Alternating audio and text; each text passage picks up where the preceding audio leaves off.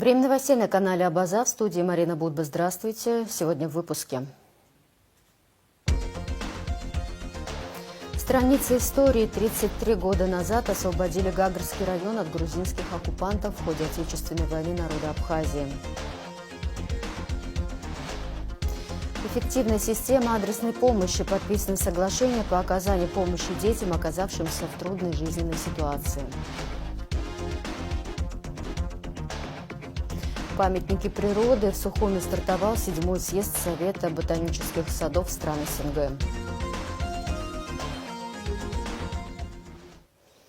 Ровно 33 года назад, 6 октября 1992 года, состоялось освобождение Гагарского района от грузинских оккупантов в ходе Отечественной войны народа Абхазии. Утром 6 октября 1992 года на границе по реке Псов водрузили государственный флаг Абхазии и флаг Конфедерации горских народов Кавказа. В этот день абхазские ополченцы одержали победу, сыгравшую знаковую роль в освобождении всей территории республики в ходе Отечественной войны народа Абхазии. Победу, имевшую не только военное, но и огромное моральное значение. Под контроль была взята вся западная часть Абхазии, что дало возможность решать важные задачи военного и гуманитарного характера.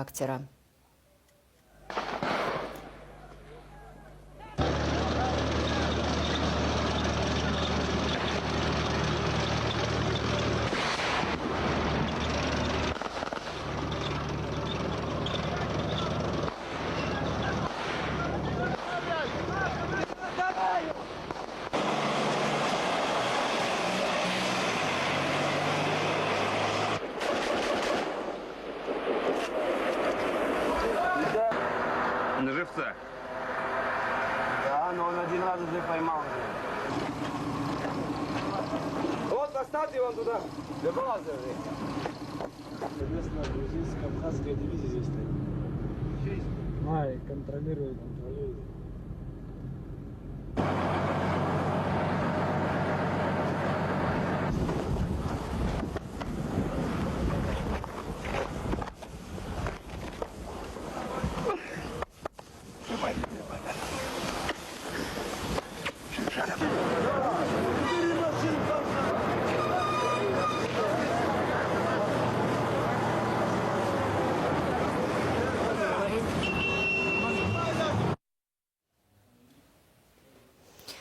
Командиром Гагарского оборонительного рубежа был герой Абхазии Мухаммед Килба. О том, как готовилась операция, какими силами была осуществлена, а также особенностях ее проведения, Мухаммед Килба рассказал в проекте «Биографический салон» на Абаза ТВ. Смотрите программу из архива Абаза ТВ в нашем вечернем эфире.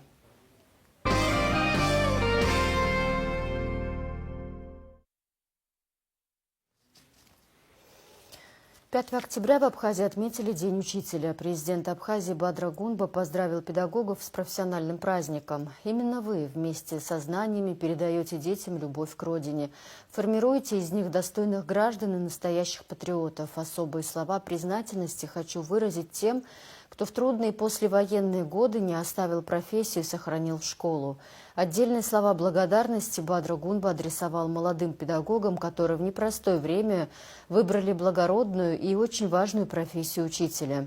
Сегодня государство делает все возможное для улучшения условий в образовательных учреждениях страны. Ремонтируются школы, открываются спортивные площадки, решаются вопросы обеспечения учебниками необходимым оборудованием, говорится в поздравительном адресе. Президент пожелал учителям крепкого здоровья, счастья, благополучия, новых успехов и благодарных учеников. Президент Бадра Гунба присвоил почетное звание «Заслуженный учитель Республики Абхазия» 3 педагогам. Награды удостоены Арамян Александр Александрович, учитель физической культуры Пицунской средней школы номер 2, Когоня Карина Сергеевна, учитель русского языка и литературы средней школы номер 4 города Сухум, Таркил Залита Георгиевна, учитель начальных классов средней школы номер 5 города Сухум. Бадра Гунба поздравил главу Адыгеи Мурата Кумпилова и адыгский народ с 35-летием образования республики.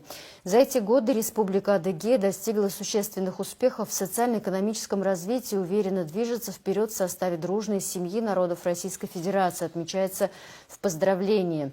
Бадрагунба подчеркнул особые братские узы, связывающие Абхазию и Адыгею, основанные на общности истории, культуры и традиций. Он напомнил о мужестве сынов адыгеев, вставших на защиту Абхазии в трудные времена, назвав их подвиг символом нерушимого братства.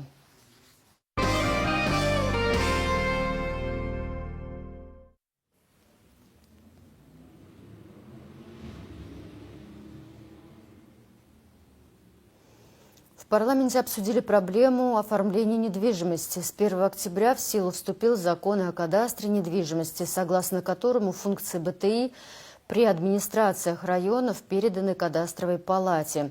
Это значит, что любые сделки с недвижимостью, будь то продажа, дарение или вступление в наследство, нужно оформлять в кадастровой палате, которая открыла свои представительства во всех районах.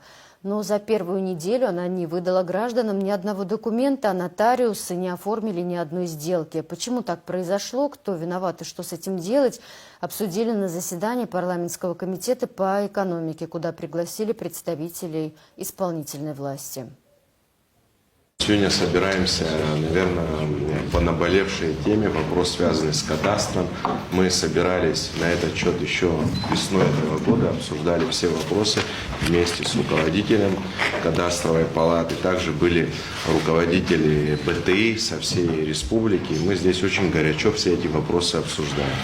Помните, что было принято решение до 1 октября 2021 года отсрочить вступление в силу данного закона. Насколько я помню, наш диалог, он заключался в следующем.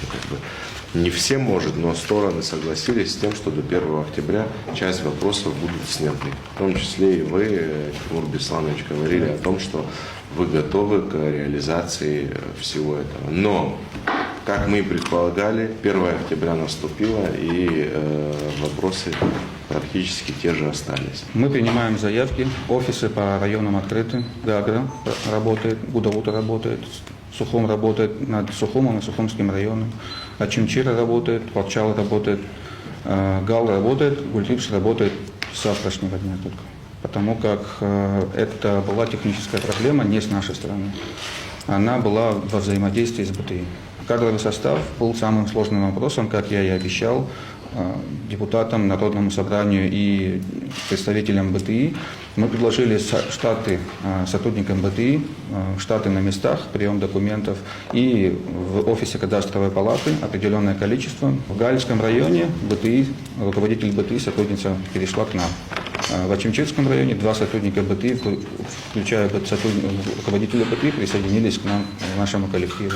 В Палчальском БТИ 1 сотрудник переходит от БТИ к нам, и другой по рекомендации главы района, бывший руководитель БТИ тоже, получается, присоединился к нашей команде. В Сухуме сотрудники БТИ, сколько мы их не упрашивали, не отказались. Сказали, у них есть собственные представления, и они не хотят присоединяться, но считают, что взаимодействие возможно. С Сухумского района никаких вообще вопросов нет. Они сказали, что понимают, благодарны за приглашение, но тоже не могут. Их всего 2, и работу БТИ кто-то должен выполнять. Гагрская и Гудаутская ГПТИ, как я уже озвучил, не отказались присоединяться к нам. Места были до последней секунды свободны. Из-за этого у нас и возникли первый день сложности, потому что пришлось нанимать запасных, так сказать, людей, которым мы предложили в случае отсутствия сотрудников, пригласить которых мы предложили. Эти люди вступили в работу, пришлось в оперативном порядке направлять из офиса центрального людей, которые будут консультировать, и начать работу. Но, к счастью, или не знаю, как это озвучить, людей было мало, прием документов, поэтому мы сумели наладить работу. Мы 1 числа, 1 октября, когда эта часть закона вступила в силу, мы узнали о том, что такие проблемы. Мы не знали о том, что БТИ не идет навстречу, хотя я вообще не понимаю, что это значит, БТИ не идет навстречу, или что значит взаимодействие возможно, взаимодействие необходимо, я считаю. Что значит возможно, да? И эти все вещи ранее должны были как фундамент быть подготовлены. Исполнительная власть не готова к реализации. Мы можем использовать разные формулировки, но если гражданин, юридическое лицо не может пройти и получить услугу, Сейчас очень мало заявлений, потому что страна несколько дней была в праздниках с 1 числа, потом выходные. И почему я уточняющий вопрос задавал у Андрея Львовича, нотариальное заверение гражданско-правовых сделок, связанные с недвижимостью в стране, остановились. Да. И если даже, еще раз повторюсь, примете на ближайшей сессии этот проект, та проблема, с которой столкнулись, нерешаема. И в полной мере этим законопроектом она решает часть задач, но не все которые. Поэтому необходимо и поэтапное внедрение закона, и отсрочка его вступления. Специальный репортаж заседания парламентского комитета смотрите в наших ближайших выпусках. Министерство культуры Абхазии выиграло суд за здание Национальной картинной галереи. 3 октября арбитражный суд республики вынес решение в деле о взаимных претензиях компании «Строймонтаж-сервис-492» и Министерства культуры на здание по улице Пушкина, 8. Компании «Строймонтаж-сервис-492» отказано в удовлетворении иска о нечинении препятствий в использовании здания, а требование Министерства культуры о признании договора аренды недействительным удовлетворено в полном объеме. Заседание в честь профессионального праздника сотрудников уголовного розыска прошло в МВД Абхазии. С приветственным словом к личному составу обратился вице-премьер-министр внутренних дел, генерал-майор милиции Роберт Киут. Он подчеркнул, что сотрудники уголовного розыска находятся на передовой в борьбе с преступностью. В Министерстве внутренних дел прошло торжественное заседание по случаю празднования профессионального праздника сотрудников уголовного розыска, который ежегодно отмечается 5 октября. В своем поздравительном слове вице-премьер-министр внутренних дел Роберт Киут подчеркнул, что сегодня подразделения уголовного розыска являются одной из передовых служб в системе органов внутренних дел в Республике Абхазия. Сотрудники службы достойно решают оперативно-служебные задачи.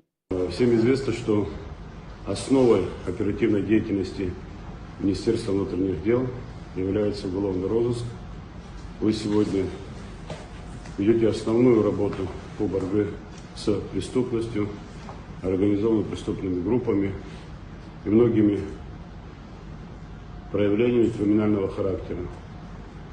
Как видно, ситуация в стране существенно поменялась за последние годы. Это благодаря деятельности ваших подразделений, вас лично, каждого здесь присутствующего. Я понимаю, что этот труд предельно нелегкий. Оперативная работа для меня не является какой-то чужой или новой. Знаю, насколько это все сложно, но ваш профессиональный подход дает возможность сегодня показывать хороший результат. Генерал-майор милиции Киут также отметил, что сегодня руководством страны и самого Министерства оснащению и улучшению условий работы личного состава подразделений уголовного розыска уделяется особое внимание. В рамках мероприятия отличившиеся сотрудники были награждены и удостоены очередных специальных званий. Ежегодное первенство силовых структур Абхазии прошло на базе Центра специального назначения СГБ. Соревнования проводятся в память о кавалерии ордена Леона Эдуарде Нерсесяне.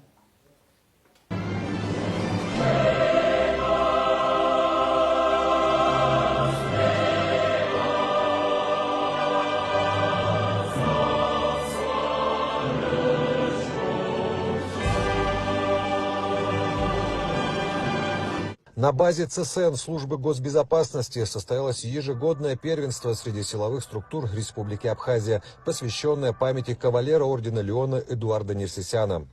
Товарищи офицеры, рад приветствовать всех собравшихся участников сегодняшнего мероприятия, сегодняшнего соревнования. Это соревнование мы проводим каждый год в честь нашего боевого друга, в память нашего боевого друга, кавалера ордена Леон Эдуарда Нерсесяна, погибшего при исполнении. Также хотелось отметить, что сегодня на этом мероприятии присутствует брат Эдуарда Нерсесяна. Мы рады вас видеть сегодня. В церемонии открытия соревнований принял участие секретарь Совета Безопасности Рауль Лолуа, который хорошо лично знал Эдуарда Нерсисяна. Лолуа подчеркнул безоговорочный профессионализм Нерсисяна, отметил его принципиальность и сильный характер, а также поблагодарил за то, что память о его боевом товарище передается из года в год. Пользовался очень колоссальным авторитетом среди друзей. Многие здесь, стоящие в строю, его еще помнят, хотя уже прошло много лет. Но его дух, его смелость, его отвага, дружба, он умел дружить, любил свою родину, любил свою страну и, конечно же, уважал всех своих друзей, с которыми он прошел этот славный путь. Еще раз хочу поблагодарить ваших командиров, всех, которые направили вас сюда. Соревнования – это важный очень элемент для того, чтобы боевые подразделения разных министерств были слажены, подготовлены и могли выполнить любое боевое задание, которое перед ним ставит руководство. В соревновании приняло участие 5 команд, представители специальных подразделений Службы государственной безопасности, Министерства обороны, СОБР, Министерства внутренних дел, Государственной службы охраны, Государственного таможенного комитета. По итогам соревнования первое место заняла команда Центра специального назначения Службы госбезопасности. Как отметил председатель СГБ генерал-майор Дмитрий Дбар, главнокомандующим Бадрой Гунбе поставлена задача по повышению уровня подготовки бойцов специальных подразделений. Этому направлению главы силовых ведомств будут уделять особое внимание. Данные соревнования проходят каждый год. В них участвуют спецподразделения всей Республики Абхазия. Это состязательные соревнования, которые, помимо того, что добавляют навыки при соревнованиях, плюс еще бойцы между собой обретают и знакомства, и навыки совместных учений при боевых действиях. И это объединяет все спецподразделения. Это улучшает их и личные взаимоотношения между собой. И никто не отменял дух соревновательный, когда каждый хочет победить, и каждый хочет показать свои навыки, отработать их. Президент поставил задачу улучшить оснащение и материально-техническую базу всех спецназовцев. Мы регулярно работаем совместно и с СОБРом МВД Республики Абхазия, и с Государственной службой охраны, со спецназом 7-м отделом работаем. Тут такие подразделения добавляются, как таможенное подразделение тоже принимало участие сегодня в соревнованиях, и подразделение спецназа Минобороны. Президент поставил задачу на 2026 год улучшить полностью оснащение и улучшить качество бойцов, то есть привлекать инструкторов с Российской Федерации. При этом задача была поставлена увеличить зарплату бойцам. Это будет стимулировать молодых бойцов идти в спецподразделения. Это улучшит и боевой потенциал всех ведомств, которые есть, потому что спецназ — это элита. А когда элита на высшем уровне находится в подготовке, это всегда улучшает престиж страны. Ежегодно формат соревнований меняется. Руководители разрабатывают план состязаний, добавляя новые элементы, ставя новые задачи. Подобного рода соревнования способствуют улучшению боеготовности, повышению боеспособности, мобильности при выполнении оперативно-боевых задач. Также состязания улучшают взаимодействие между силовыми ведомствами.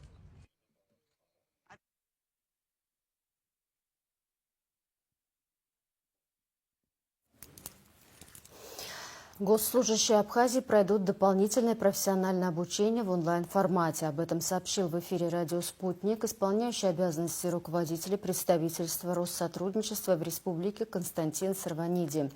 По его словам, они получат возможность пройти обучение по направлению государственное и муниципальное управление, что, несомненно, повысит уровень их профессионализма. Сарваниди добавил, что количество квот, выделяемых правительством России для абхазских абитуриентов, в этом году увеличится до 115.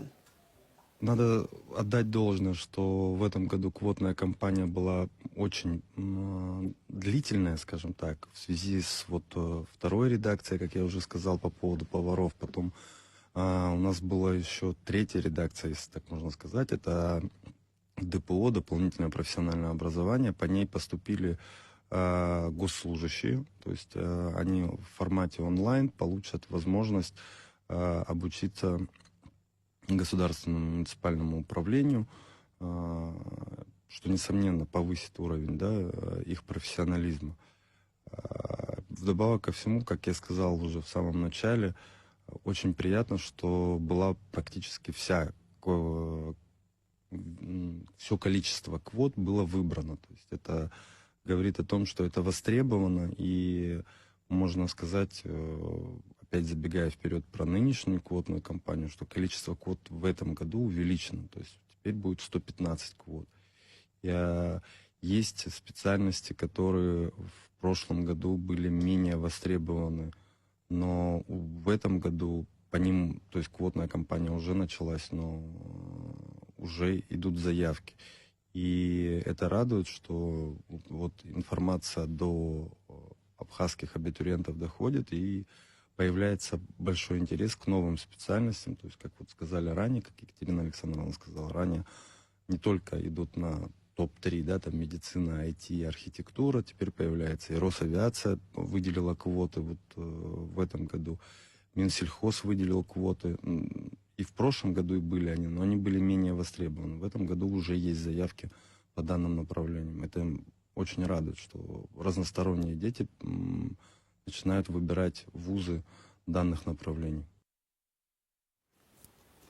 Абхазский союз туризма подписал соглашение о сотрудничестве с Общенациональным союзом индустрии гостеприимства и Союзом гостеприимства и туризма. Подписание прошло в рамках 6-го международного форума «Визит Апсны». Мы будем делать как можно больше интересных мероприятий и рассказывать о том, как развиваем бизнес, сказала глава Абхазского союза туризма Анна Калягина. Советник президента Общенационального союза индустрии гостеприимства Юлия Железняк выразила надежду на то, что соглашение не будет носить рамочный характер. Руководитель Союза гостеприимства и туризма Крыма Юлия Бедаш уточнила, что документ предполагает сотрудничество, обмен опытом между сторонами. Презентация проекта «Гостеприимная Абхазия» состоялась в рамках пленарного заседания 6-го международного туристического форума «Визит Апсны-2025». Проект, инициированный финалистом конкурса «Команда Абхазии» Максимом Гумба, направлен на выявление и поддержку перспективных туристических инициатив. Гостеприимство – это наша многовековая традиция, главное конкурентное преимущество. Мы уже получили более 600 заявок, и регистрация продолжается, сказал Гумба. Конкурс охватывает 21 перспективное направление от гастрономического и горного туризма до отраслевого госуправления, создания центров гостеприимства и образовательных программ. Соорганизатор конкурса – президентская платформа «Россия. Страна возможностей». Проект реализуется при поддержке администрации президента Абхазии и Министерства туризма республики. А 7 октября состоится форум «Команда Абхазии». Это площадка, где рождаются конкретные идеи для развития страны. Команда Абхазии совместно с администрацией президента Республики Абхазия и органами власти проведет стратегический форум для обсуждения проектных решений. Мероприятие пройдет под председательством главы Абхазии Бадра Гунба. В центре внимания форума конкретные пути социально-экономического развития Абхазии, ключевая цель – перейти от обсуждений к активным действиям, объединив опыт руководства и свежие идеи нового поколения управленцев. На мероприятии обсудят социальные проекты команды Абхазии, инициативы участников гостеприимной Абхазии, новых медиа Абхазии, созидателей Абхазии, а также перспективы развития по отраслям, разработанные участниками в мастерской управления «Синеж».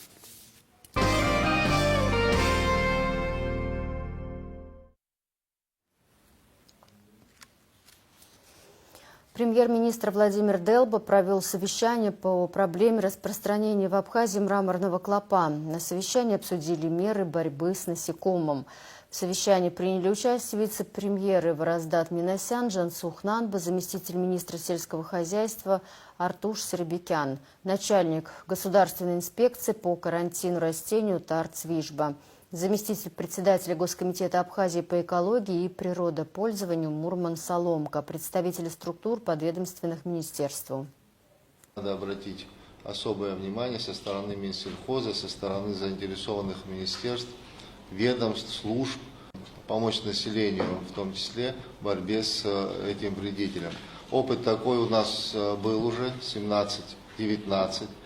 Вот в последующие годы мы эти мероприятия не проводили так активно, потому что в этом не было такой необходимости. В средствах информации я не раз говорил о том, что с 5 октября на протяжении 10 дней, может 2 недель, мы будем лицезреть присутствие клопа.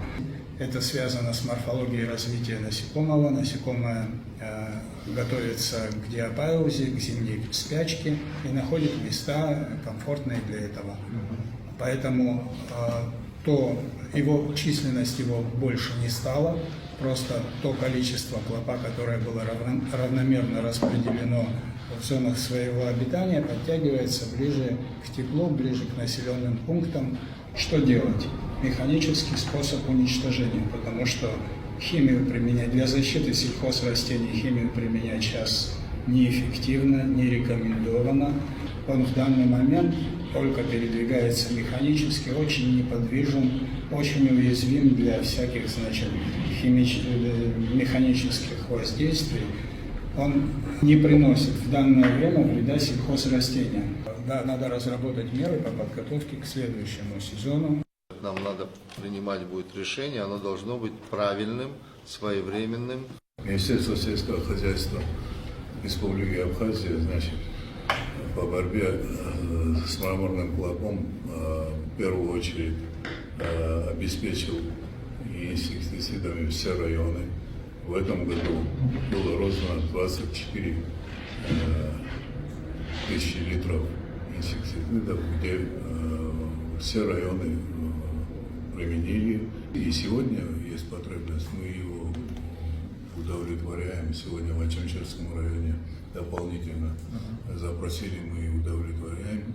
Препараты на сегодня у нас в достаточном количестве 34 тысячи литров. Сегодня в остатке у нас в достаточном количестве.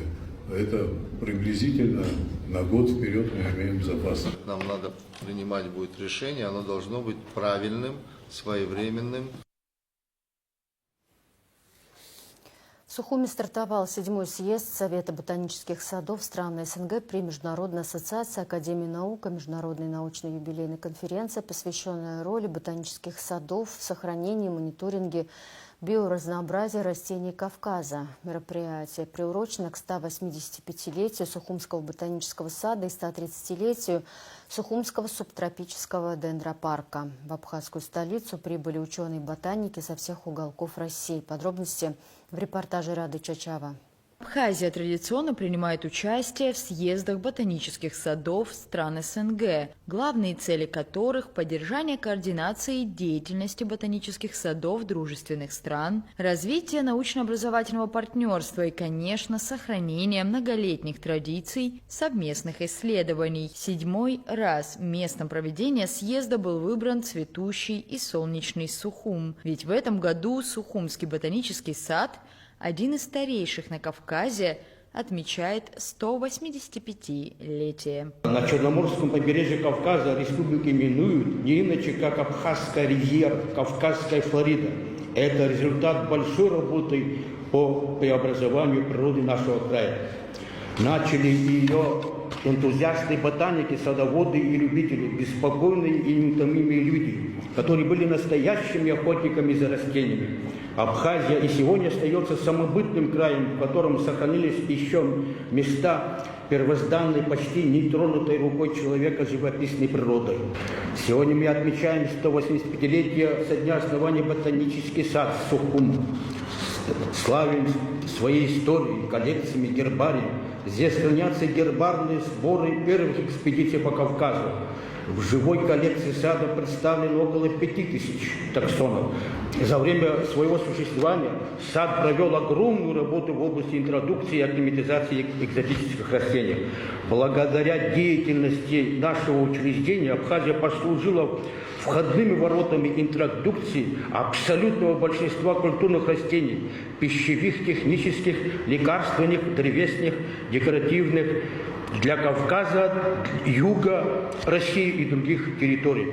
В очередном съезде Совета ботанических садов принимают участие делегации из множества субъектов России и ряда дружественных стран. В программе профильные лекции, пленарные выступления, конференции, экскурсии и многое другое. Началось первое открывающее заседание съезда с многочисленных поздравлений. Академик Анна, доктор биологических наук Сергей Бебия в недавнем времени отметил юбилей. За время работы съезда и юбилейной конференции вы ознакомитесь с уникальной коллекцией Сухумского ботанического сада и дендрологического парка. Как известно, в СССР было свыше 400 ботанических садов.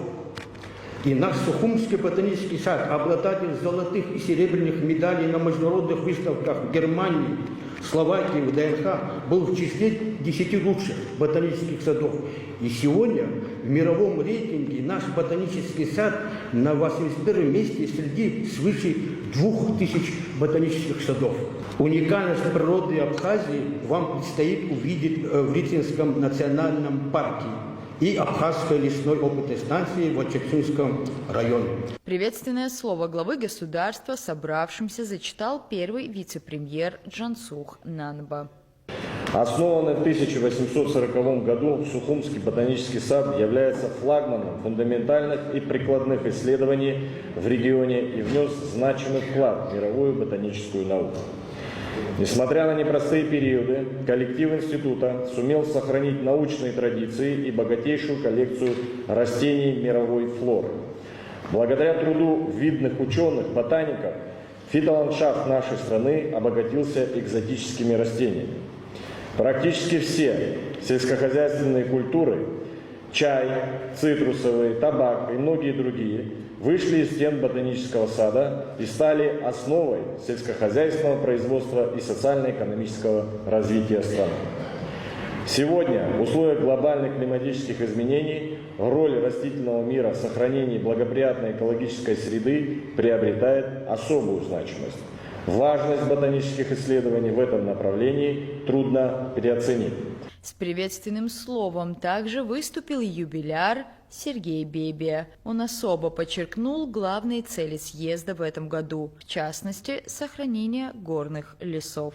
Перед съездом, перед ботаниками мирового сообщества стоит очень серьезные проблемы.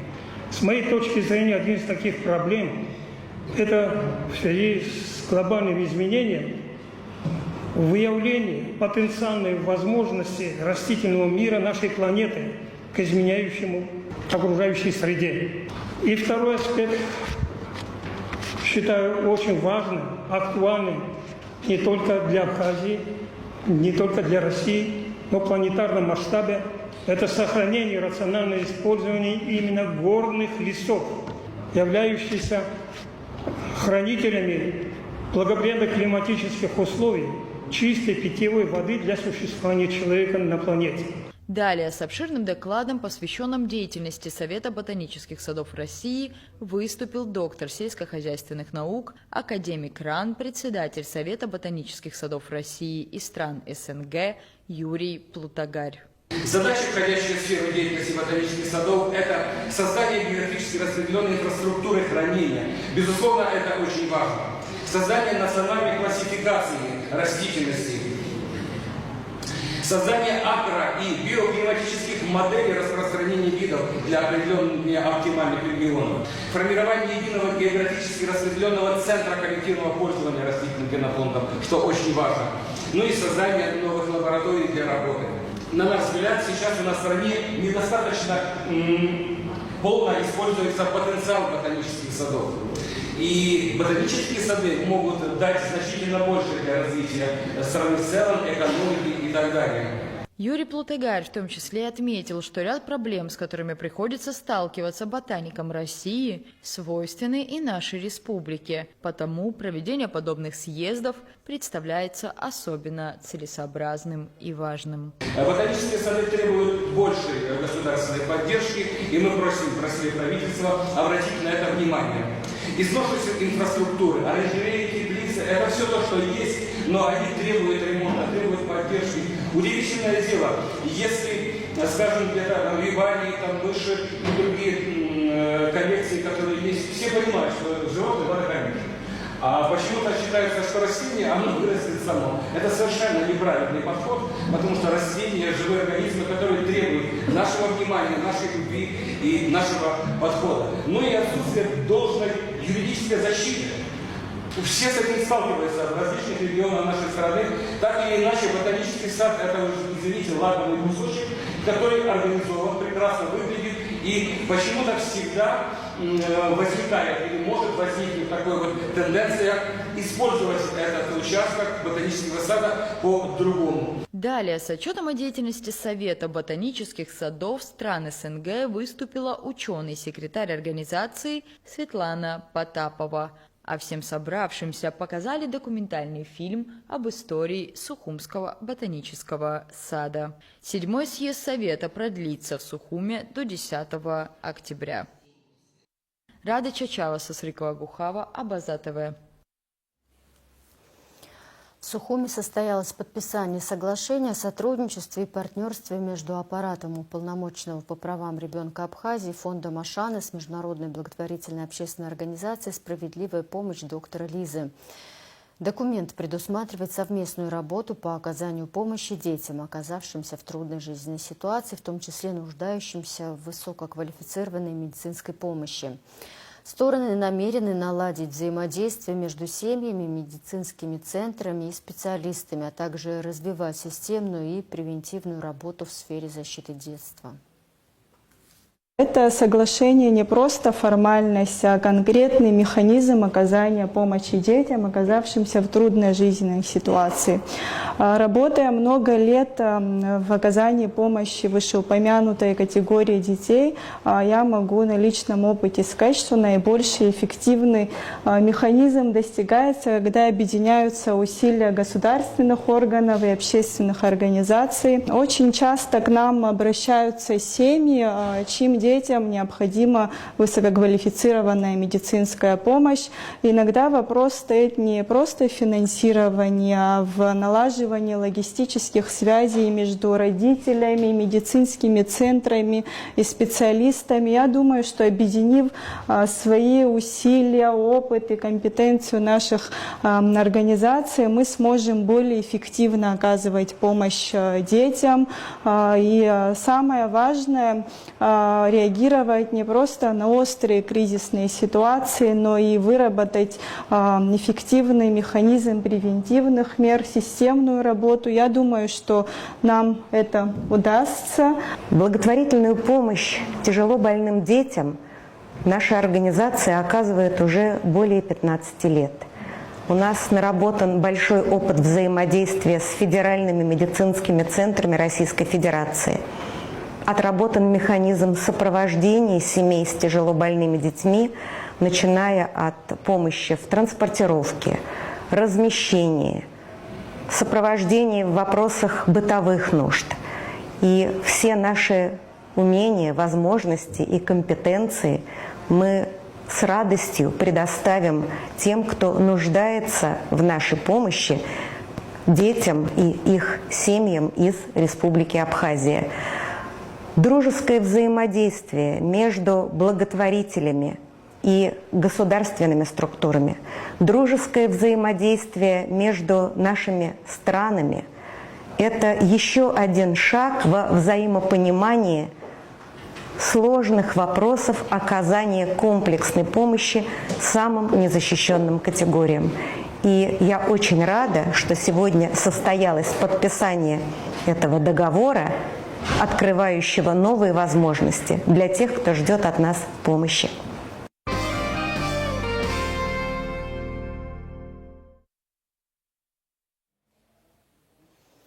Администрация Сухума демонтирует незаконные объекты торговли на набережной столицы, сообщает пресс-служба администрации. Предпринимателям, осуществляющим торговлю на набережной, напомнили о том, что сроки их разрешительных документов истекли 1 октября. Мэр Сухума Тимур Аграб обратился к предпринимателям с просьбой своевременно убирать с набережной торговые павильоны.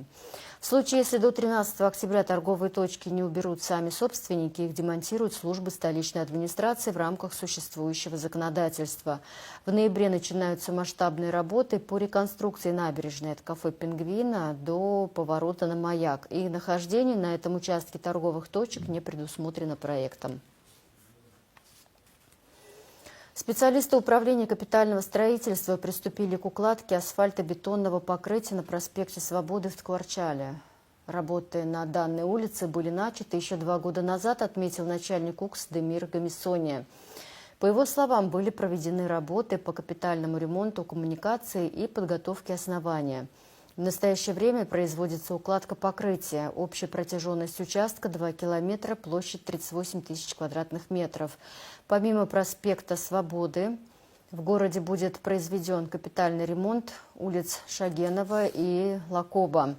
Общая площадь работы около 20 тысяч квадратных метров, сказал глава УКС. Это были сообщения Апснепресс. Новости культуры. Гудаутский детский хореографический ансамбль «Шарда» стал лауреатом 1-й и 2-й премии международного конкурса «Прямое включение». Об этом рассказал спутник, руководитель коллектива Алхаз Джинжоли. По его словам, конкурс проходит в онлайн-формате. Ансамбль представил абхазский народный танец и крестьянский танец. За абхазский танец получили 1-е место, за крестьянский – 2-е, уточнил он. По словам Джинжоли, ансамбль впервые участвовал в хореографическом конкурсе в таком формате. Это стало интересным и полезным опытом для всех участников. 6 октября исполнилось 85 лет Ниязбею Кайтан. Он работал инженером градостроительной компании Советской Абхазии. Выпускник Сухумского индустриального техникума, был направлен на работу по специальности электрик-монтажник в главстройотряд номер 9 Треста Новороссийск Морстрой. За свою трудовую деятельность внес более 30 рационализаторских предложений, имевших большой экономический эффект. Трижды был участником выставок ВДНХ СССР. Он дважды избирался в Сухумский городской совет народных депутатов. Ниязбей Кайтан избирался членом Сухумского горкома партии, затем и обкома. О времени и о себе рассказал Ниязбей Кайтан в беседе с нашими коллегами в рамках передачи «Амта Ялнах» из Набаза ТВ. Смотрите интервью после выпуска новостей. Певица из Абхазии Николь Джергеня прошла в полуфинал музыкального проекта НТВ «Ты супер». Она исполнила песню Полины Гагариной «Драмы больше нет». Николь живет в Пицунде, ей 17 лет. Жюри, в состав которого вошли композиторы Игорь Крутой, певицы Диана Арбенина и Алсу и актер и телеведущий Стас Ярушин, высоко оценили вокал и артистизм Николь. Все они нажали на зеленые кнопки. В проекте «Ты супер» принимают участие ребята от 7 до 18 лет, оставшиеся без попечения родителей и проживающие в детских домах, школах-интернатах, приемных и опекунских семьях.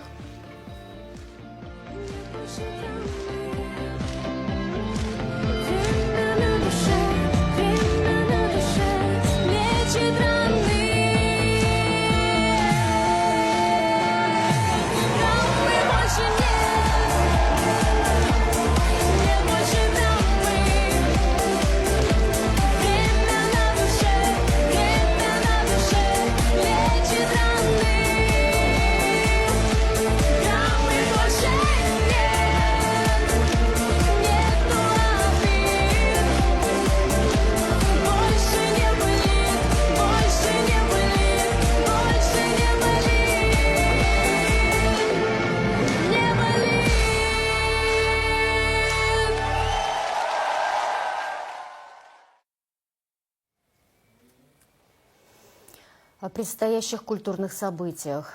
Второй тур 4-го международного музыкального конкурса «Лаборатория Алисы Гизбе» пройдет 12 октября, сообщает Минкульт Абхазии. На участие в проекте поступило более 200 заявок в 3 номинациях: сольное оперное пение, камерное вокальное исполнительство и искусство аккомпанемента. Заявки направили представители 8 стран – России, Абхазии, Беларуси, Армении, Казахстана, Коста-Рики, Никарагуа и Кубы. Проект осуществляется при поддержке Президентского фонда культурных инициатив России и правительства Абхазии. Презентация фильма «Танцуй как дзыба» состоится 7 октября в Абхазской государственной филармонии в 15:00. Георгий Дзыба – танцор и балетмейстер, лауреат мировых наград, человек, вдохновивший не одно поколение артистов. Фильм снят фондом Мусы Экзекова, международным объединением Алашара в рамках проекта «Амазара». 7 октября в 12:00 пройдет презентация книги Клементия Джинджоли «Воспоминания». Мероприятие состоится в Национальной библиотеке имени Папаскир. Абхазский молодежный театр представит сегодня спектакль «Не всякий вор-грабитель». Постановку можно посмотреть в Абхазском государственном театре в 19:00, а 7 октября Русдрам покажет спектакль «Примадонны. Начало» в 19:00. Новости спорта. 4 октября на Бзыбском ипподроме состоялись традиционные соревнования по конному спорту на Кубок президента Абхазии. В забеге на приз памяти первого президента Абхазии Владислава Ардзинба на дистанции 2000 метров победу одержал огнемет под седлом жокея Мирбека Мамурова, владелец Милор Шулумба. Приз победителю вручил премьер-министр Владимир Делба. Приз президента Абхазии Бадры Гунба завоевал конь Дримлан, владелец Юрий Хагуш. Награду вручил глава администрации президента Беслан Эшба. В забеге на приз памяти второго президента Абхазии Сергея Багапш победу одержал Драгон Кит под седлом жокея Далима Биджиева, владелец Надар Цишба. Команда Гагры победила команду поселка Бзыбь в состязаниях по конному футболу и по метанию дротиков. Организаторы соревнований – Госкомитет по делам молодежи и спорта и Федерация конного спорта Абхазии. Питомец конного клуба «Бзоу», чистокровный британский скакун по кличке Британец, занял первое место в забеге на 1200 метров на скачках в селе Бзыбь в минувшие выходные. Наши корреспонденты познакомились с теми, кто воспитал коня, узнали о самом клубе и пообщались с единственной в Абхазии девушкой-жокеем. Все начиналось с обычного знакомства. Меня привел мой дядя, который ранее тоже являлся жокеем, привел на конюшню, чтобы показать лошадей. Я изначально сильно испугалась, просто убежала, но потом он меня все-таки уговорил, и все. После этого я просто не смогла от этого отказаться. И вот с 7 лет я так и не упускаю шанса быть хоть на какой-то конюшне. Вот встретила Марию, начала с ней сотрудничать, у нее работать, тренировать детей. А далее пересела на скаковых лошадей, начала их тренировать. И, соответственно, себя тоже вместе с ними. Мы подготавливались к скачкам, участвовали, принимали участие на Бзыбе, вообще в разных частях города. Принесли наши конюшни победы. 3-е, 2-е места, 1-е место. В селе Мокве мы взяли 1-е место, бежали за село Моква. Репортаж о конном клубе «Бзоу» смотрите в наших ближайших эфирах. А в завершении выпуска прогноз погоды.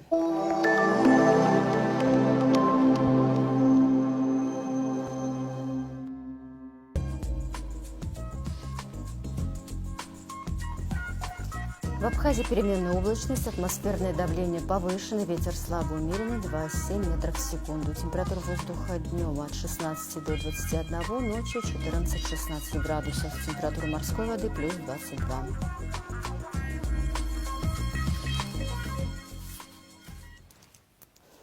На этом все. За развитием событий следите вместе с нами. До встречи.